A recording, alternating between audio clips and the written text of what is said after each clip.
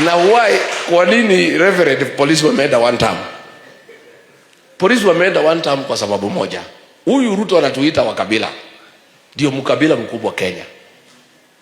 Ma-OCS wote Kenya, ma-OCPD, ma-DCIO, karibu 70% ameweka jamii yake. Sasa wanafinya hii polisi wengine.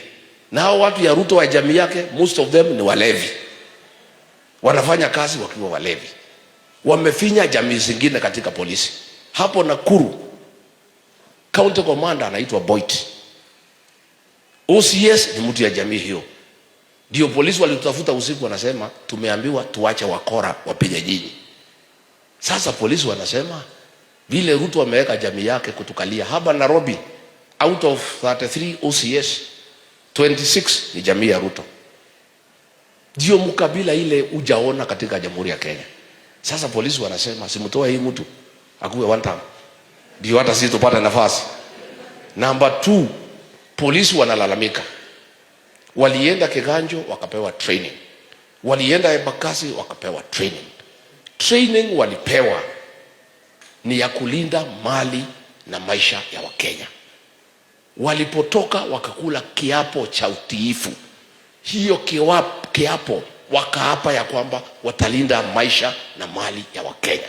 Sasa wanasema kinyume na kiapo, Murkomen anawaambia wapiga Wakenya, waue Wakenya, wafanye kazi na goons, waweke hao gari yao wakuwe pamoja. Polisi wanasema fukuzeni hii Kasongo akuwe one term. Kwa sababu sisi hatutaki kuua Wakenya, hatutaki kuumiza Wakenya. Ndio polisi wanasema one term. Polisi hawa wako na payslip. Kasongo ameingilia payslip ya kila mtu.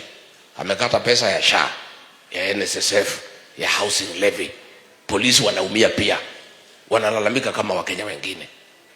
Polisi walikuwa na insurance mzuri sana. Wakipata matatizo wanaenda wanatibiwa. Imeondolewa, amepelekwa kwa SHA. SHA haifanyi kazi. So we Murkomen kama huna habari. Polisi hawa unasema unaongoza wote ni one term. Wanatuambia tuwasaidie tupeleke Kasongo nyumbani. Na wamesema uchaguzi watasimamia. Hawatakubali haribiwe. That is a challenge that we have.